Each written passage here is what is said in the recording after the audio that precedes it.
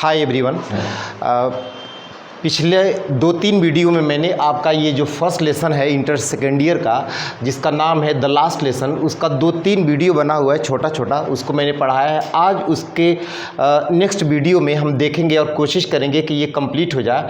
आज हमें पढ़ना है यहाँ से, Poor man, it was in honor of this last lesson that he had put on his fine Sunday clothes, and now why the old men of the village were sitting there in the back of the room. It was because they were sorry too that they had not gone to school more. It was their way of thanking our master for his 40 years of faithful service and of showing their respect for the country that was theirs no more. हमें यहाँ से देखना है। तो इसके पहले हमने देखा कि जब लड़का वहाँ पहुँच गया, क्लास में पहुँच गया, तो अब उसको अपनी सारी गलतियाँ याद आ रही हैं कि मैं अपना समय बर्बाद करता था किन किन चीज़ों में, ये आपको बताया गया था। और अब यहाँ से पढ़ना है कि एम हैमेल के बारे में बता रहा है। Poor man, it was in honour of this last lesson that he had put on his fine Sunday class. बेचारा आदमी, पुअर मैन, ये किसके लिए है बेचारा आदमी? ये पुअर मैन जो है, ये पुअर मैन, ये है एम हैमेल जो अध्यापक थे उनके लिए बेचारा आदमी। It was in honour of this last lesson that he had put on his fine Sunday cloth. उन्होंने अपने संडे के कपड़ों को पहना हुआ था। संडे कपड़े का मतलब वो कपड़ा जो आदमी विशेष अवसर पे पहनता है। और आपको पता है कि वो क्या करते थे, वो कपड़ा जो उस दिन पहने हुए थे वो 2 अवसर पर विशेष पहनते थे। एक तो जब इंस्पेक्शन होता था, कोई जांच, और कोई प्राइज डिस्ट्रीब्यूशन होता था, उस दिन पहनते थे।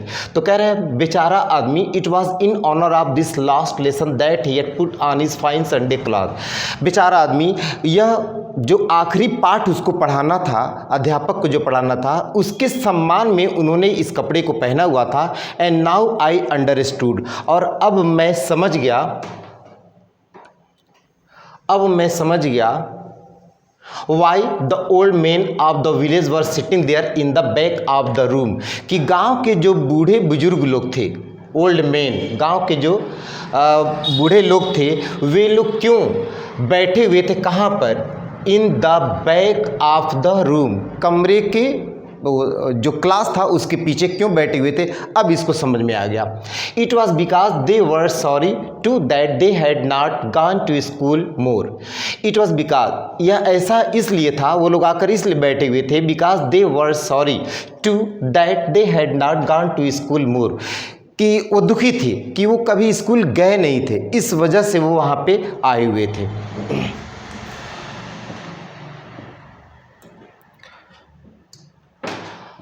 आगे हम देखें,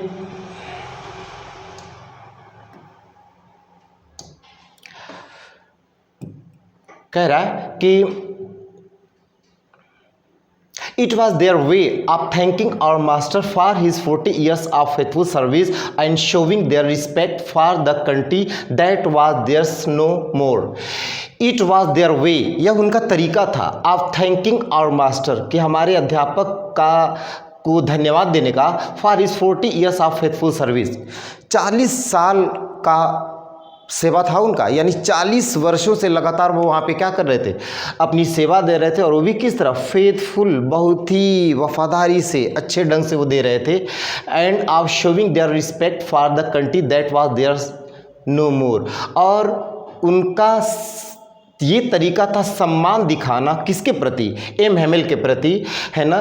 for the country that was theirs no more, देश के लिए जो उनका अब था ही नहीं। यानी कि अब अल्सास और लॉरेन, ये 2 जिले जो थे, आपको पता है कि उस पर अधिकार किसका हो गया था?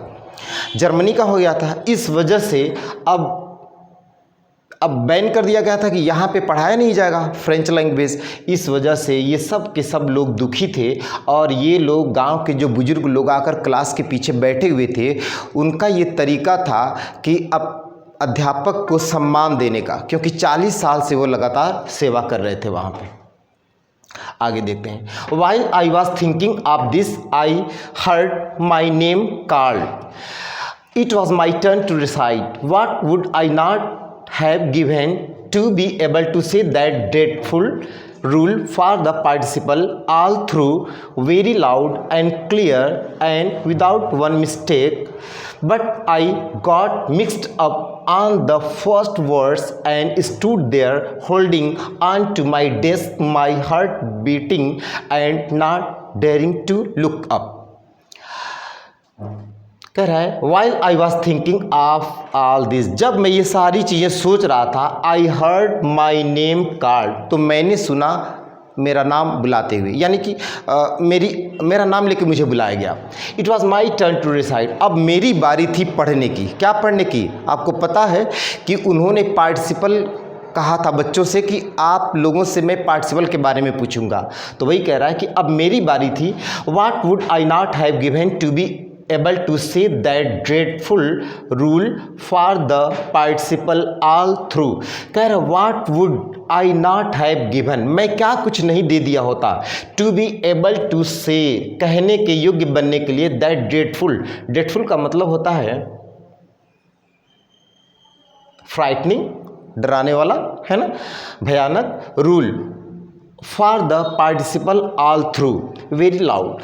कह रहा है कि मतलब मैं क्या कुछ नहीं दे दिया होता, यानी कि मैं बहुत कुछ दे दिया होता अगर कोई मुझे ये बता दिया होता कि मेरे लिए say that dreadful rule for the participle all through, very loud and clear and without one mistake, कि मैं क्या कुछ नहीं दे दिया होता अगर मुझे पढ़ना आ जाता कि मैं बिना किसी गलती के बहुत ही वेरी लाउड, तेज से एंड क्लियर और बहुत ही स्पष्ट रूप से मैं पार्टिसिपल के बारे में बता देता, उसके रूल के बारे में मैं बता देता. अगर इसके लिए मुझे कुछ देना पड़ा होता तो मैं दे दिया होता. यानी कि विद्या जो है वो पैसे से थोड़े आ जाती है, मेहनत से आती है. तो मतलब इसका ये था कि मैं बहुत कुछ दे दिया होता अगर कोई मुझे ये मेथड दे दिया होता, ये मुझे ज्ञान दे दिया होता कि मुझे सारा चीज़ याद हो जाता. लेकिन ऐसा तो है नहीं कि किसी के कुछ पैसा दे देने से या कोई चीज़ भी उस दे देने से ज्ञान आ जाएगा, इसके लिए तो मेहनत करना पड़ता है. तो कह रहा है कि मैं क्या कुछ नहीं दे दिया होता, यानी कि मैं बहुत कुछ दे दिया होता और विदाउट वन मिस्टेक, बिना किसी गलती के अगर मुझे मेरे अंदर ये क्वालिटी आ जाती कि मैं पार्टिसिपल के बारे में बहुत ही वेरी लाउड, जोर से एंड क्लियर और स्पष्ट रूप से मैं बता देता. But I got mixed up on the first word, लेकिन मैं तो पहले ही शब्द पे फंस गया, यानी कि फंस गया, मैं रुक गया. एंड स्टूड देयर, और खड़ा हो गया, holding on to my desk, अपने डेस्क को पकड़कर, on my heart beating and not daring to look up, और मेरा दिल धड़क रहा था और मेरी हिम्मत नहीं हो रही थी. डेयर मतलब हिम्मत करना.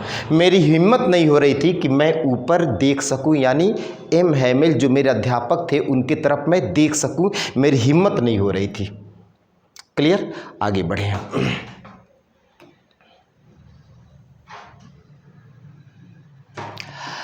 I heard M. Hamel say to me, I wouldn't scold you, little friend. You must feel bad enough. See how it is.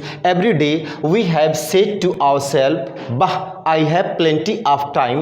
I will learn it tomorrow. And now you see where we have come out. अब कह रहा है I heard M Hamel से to me, मैंने सुना M Hamel को मुझसे कहते हुए, मैंने सुना कि एम हैमेल मुझसे कह रहे हैं, क्या कह रहे हैं,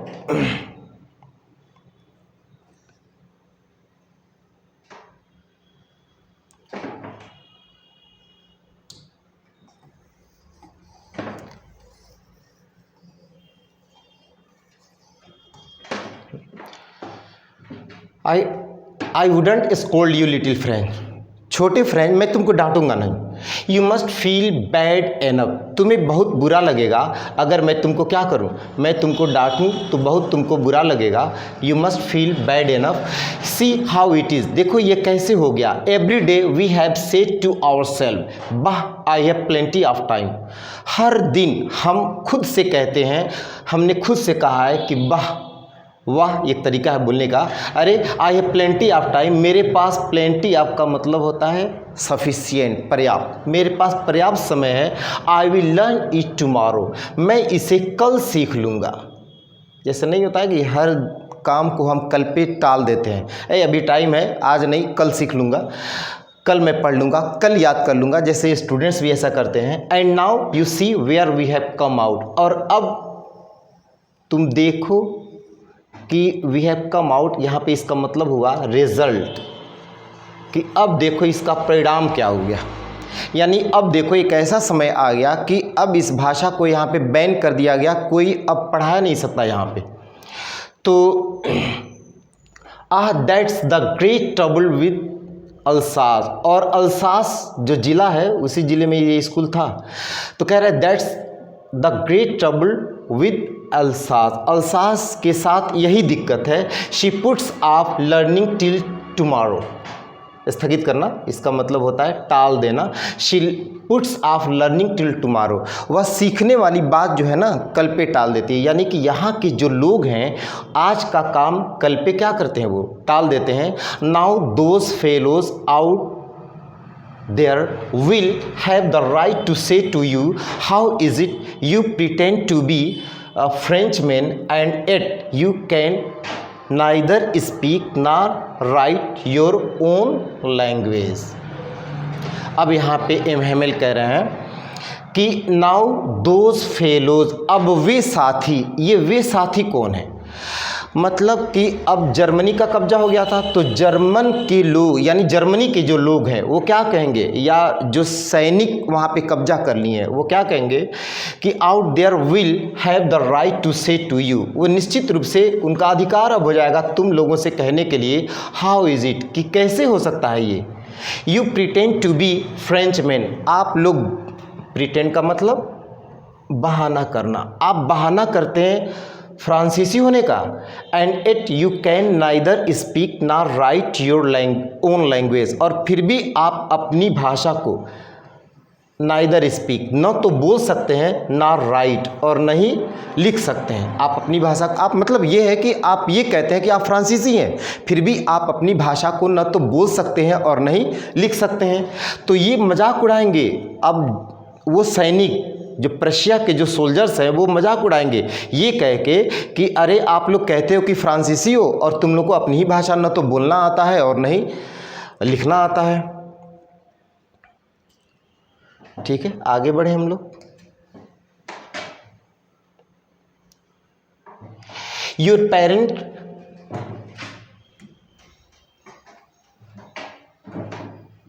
लाइट गई।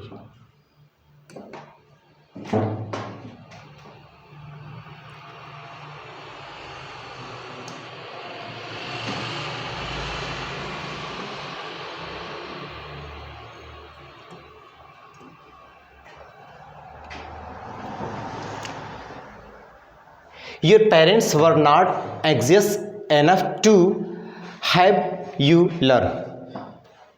They preferred to put you to work on a farm or at the mills so as to have a little more money, and I have been to blame also.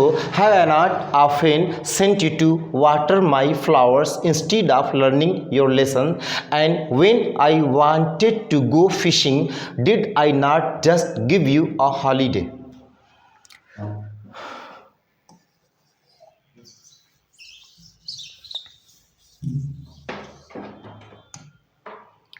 आगे कह रहे हैं your parents were not anxious enough to have you learn, तुम्हारे माता पिता खुद उत्सुक नहीं थे कि तुम लोग क्या करो, सीखो, तुम लोग इस भाषा को सीखो। They prefer to put you to work on a farm or at the mill.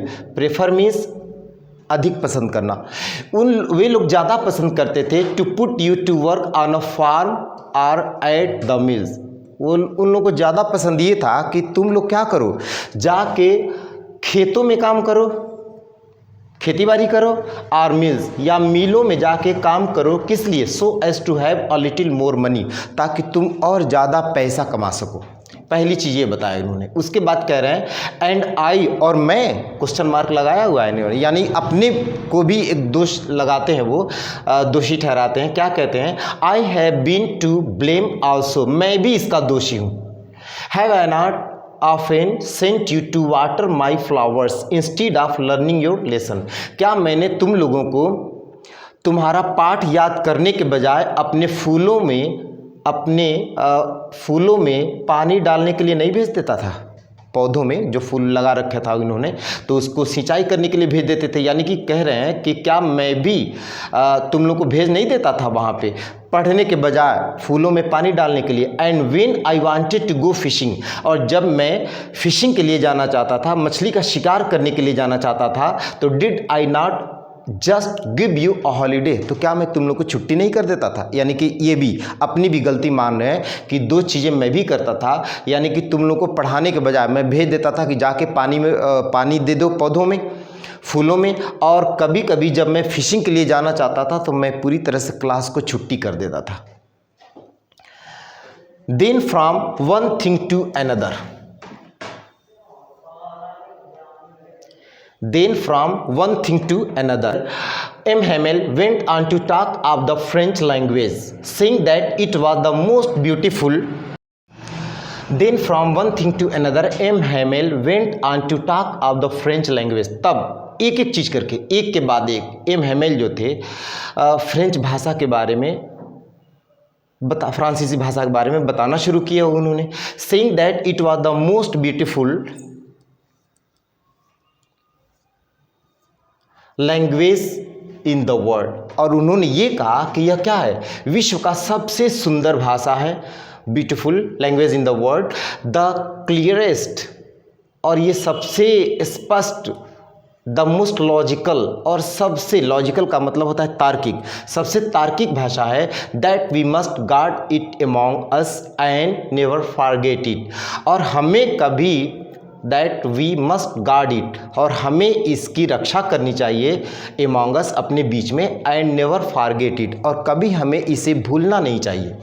Because when a people are enslaved as long as they hold fast to their language, it is as if they had the key to their prison, क्योंकि जब तक, because क्योंकि, when a people are enslaved, जब लोग enslave का मतलब होता है गुलाम हो जाना, जब लोग गुलाम हो जाए या कोई देश गुलाम हो जाए, है ना, जब कोई देश गुलाम हो जाए, as long as they hold fast to their language, तो जब तक वहाँ के लोग अपने भाषा से लगे रहते हैं, यानी अपनी भाषा पे पकड़ मजबूत बनाए रखते हैं, it is as if they had the key to their prison, तो ऐसा लगता है कि उनकी भाषा पे जो पकड़ है, यानी अपने भाषा को न छोड़ना, यही उनकी प्रिजन यानी कि कैद खाने की क्या है, वो चाबी होती है, यानी उनको बाहर निकलने का तरीका यही है। Then he open a grammar and read us our lesson, I was amazed to see how well I understood it, all he said seemed so easy. I think too that I had never listened so carefully, and that he had never explained everything with so much patience. Then he opened a grammar and read us our lesson. तब उन्होंने क्या किया, व्याकरण शुरू किया पढ़ाना, है ना, ओपन खोला उन्होंने, ग्रामर का बुक खोला, and read us our lesson, और हमारा पाठ वो पढ़ाना शुरू किए। I was amazed to see how well I understood it, और मैं चकित था कि मैं कितना बढ़िया से समझ रहा था इस चीज़ को।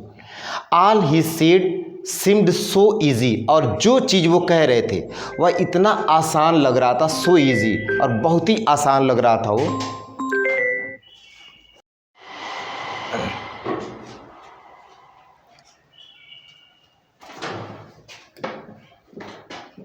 तो जो भी वो बता रहे थे, he said all he said seemed so easy, जो भी वो बता रहे थे इतना आसान लग रहा था। क्यों लग रहा था? क्योंकि वो पहली बार ध्यान से पढ़ रहा था, इस वजह से लग रहा था।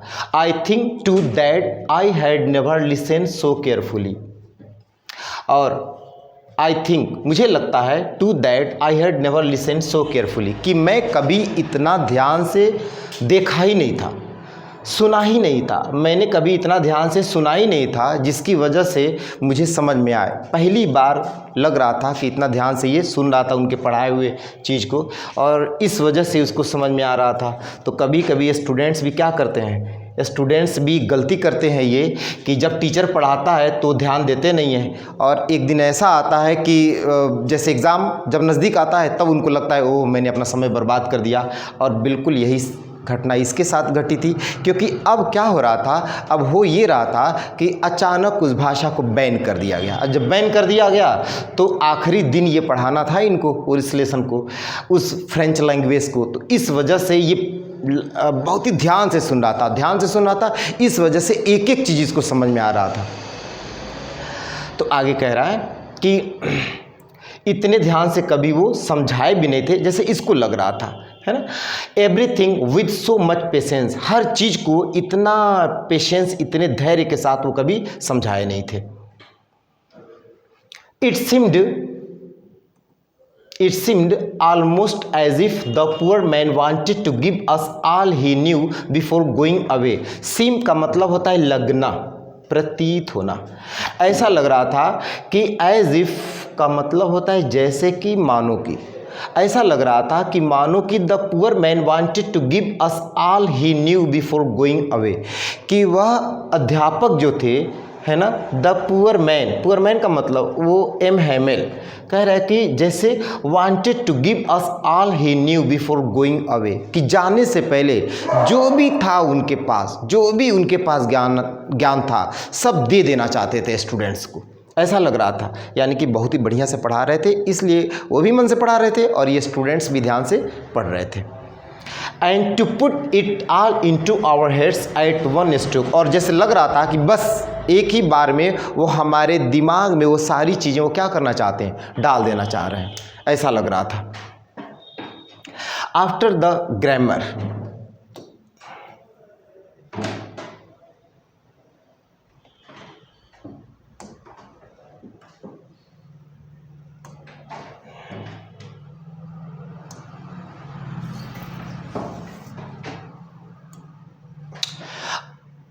After the grammar, we had a lesson in writing.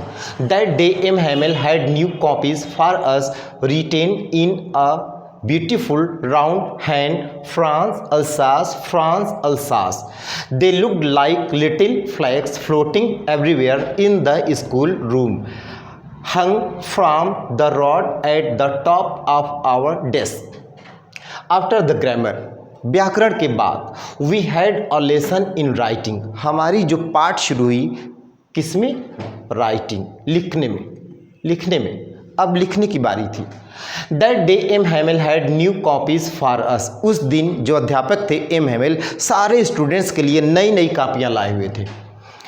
Retain in a beautiful round hand, और उस पर बहुत ही सुंदर राइटिंग में लिखा हुआ था। क्या लिखा हुआ था, फ्रांस अल्सास, कापियों पे लिखा हुआ था फ्रांस अल्सास। पता है ये देश है और ये वो ज़िला है जहाँ पे वो स्कूल था, लिखा हुआ था।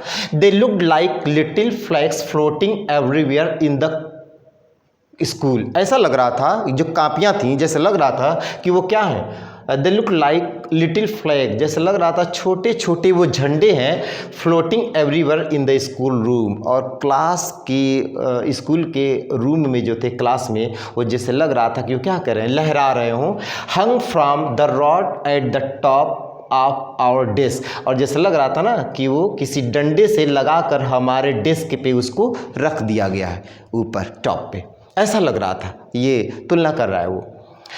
You ought to have seen how everyone set to work and how quiet it was. आप देख सकते थे कि you ought to have seen how everyone set to work, कि हर कोई किस तरह अपने काम में लगा हुआ था, and how quiet it was, और कितनी शांति थी। कभी इतनी शांति रहती नहीं थी, लेकिन उस दिन हर कोई अपने अपने काम में व्यस्त था और एकदम शांति थी क्लास में।